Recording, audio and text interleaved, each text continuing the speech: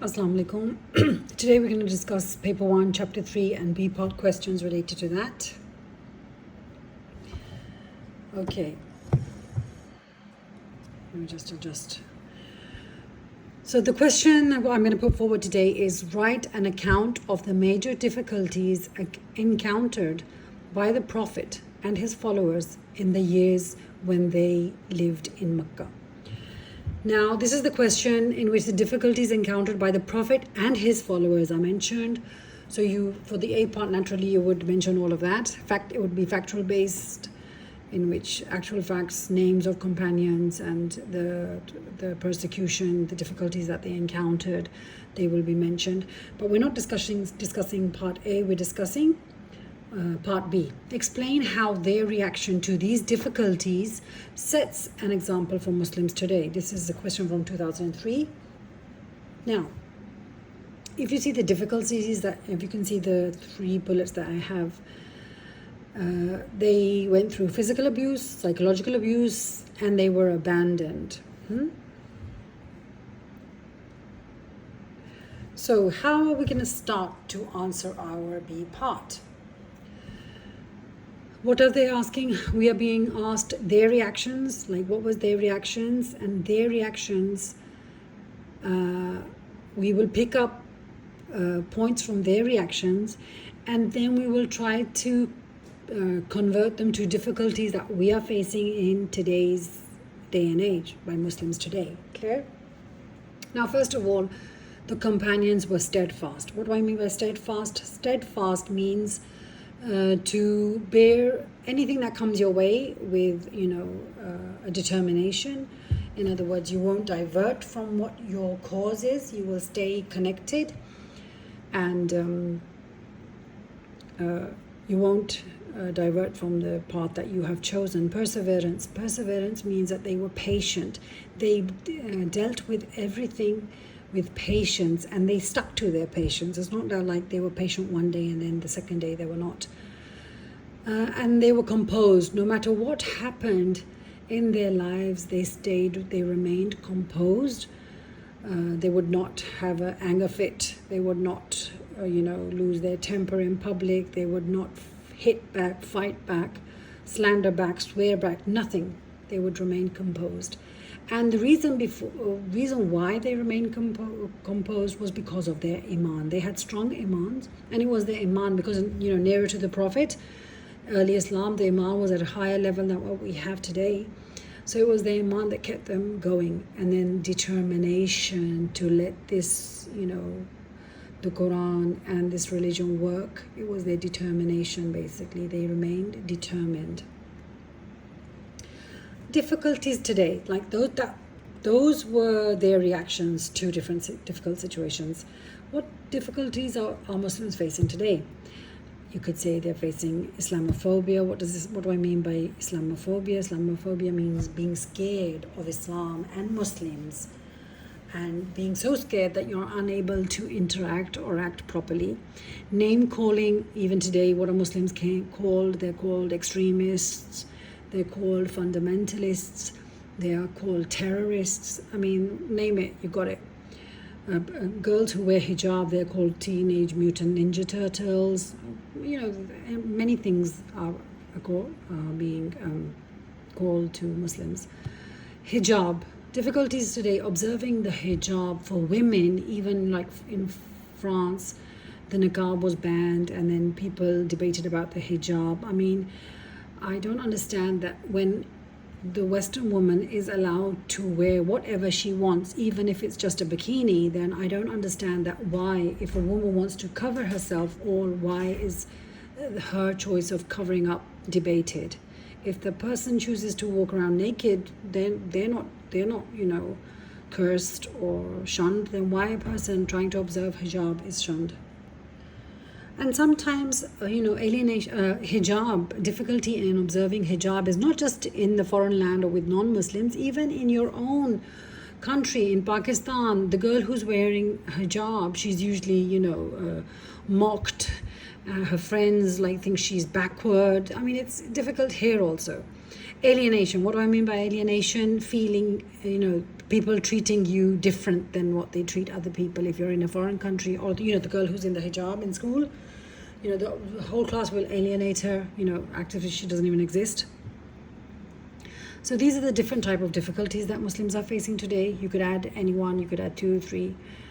Airports, difficulties that Muslims face at airports, just because, especially in America, if your name is an Islamic name, it has Ahmed, Muhammad, Osama, then you are interrogated at the airports, in a different style.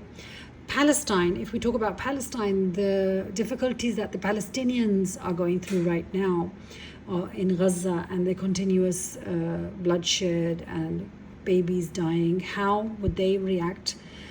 Can they stay composed? What can they do today? The Iran-Israel war, how can Muslims react during this war?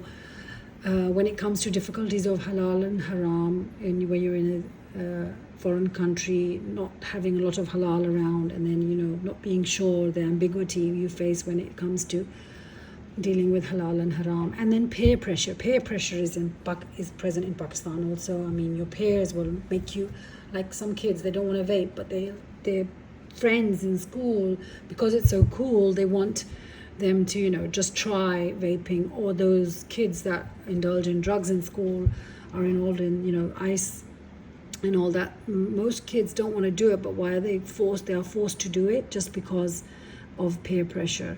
And sometimes a hijab observing girl is forced by peer pressure not to observe the hijab.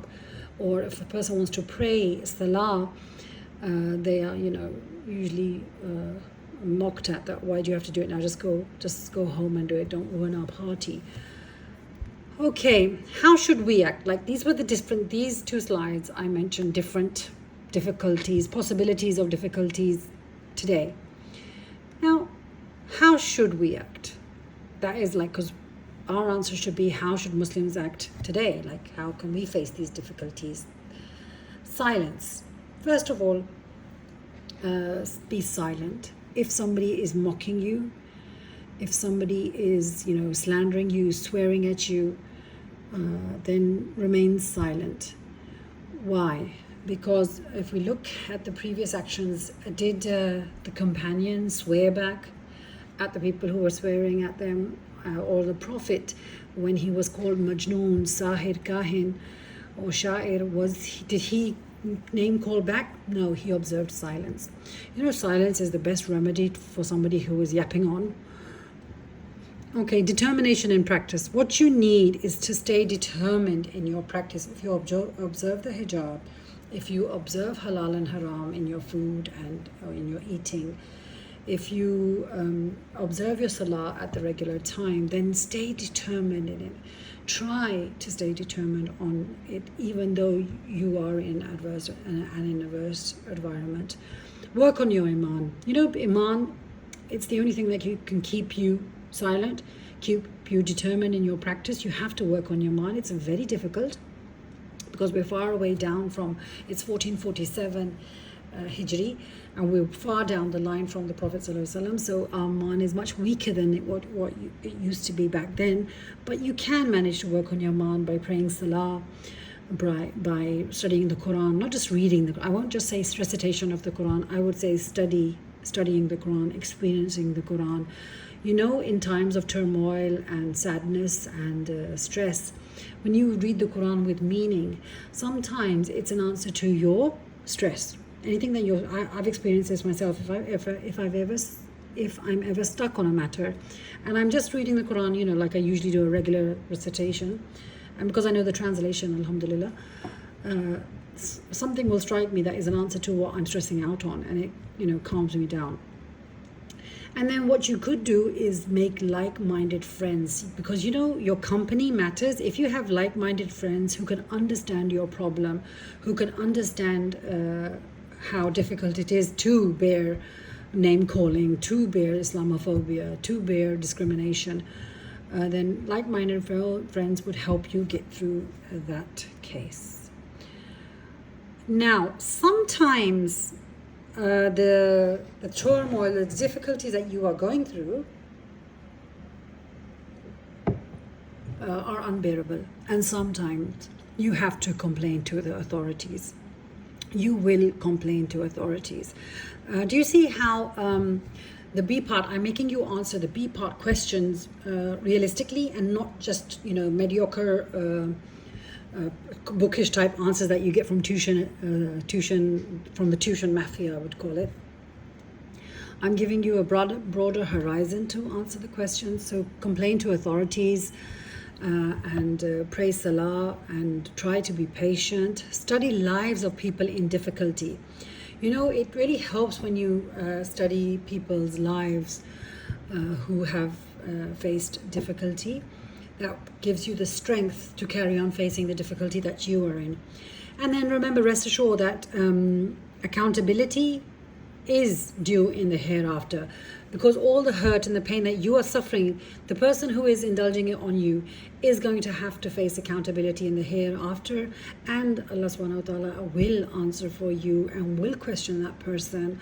So this thought that can increase your iman, that okay, if I'm not reacting now, if I'm taking all of this pressure just for the sake of Islam, then Allah will bring this person to accountability in the hereafter. Aslamtu wajhiya lillah. This is my favorite phrase from the Quran. It's I bow down my face for Allah.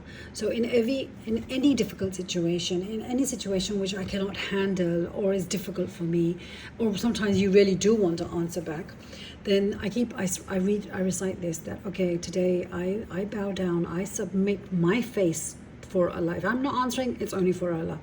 Although sometimes your opposition, the person in front of you, thinks that they've won over you, they've got you down. But remember, the satisfaction that you feel when you have bowed down your face just for Allah, the satisfaction that Allah is the one who's going to answer on your behalf on the Day of Judgment, that will give you a stronger iman.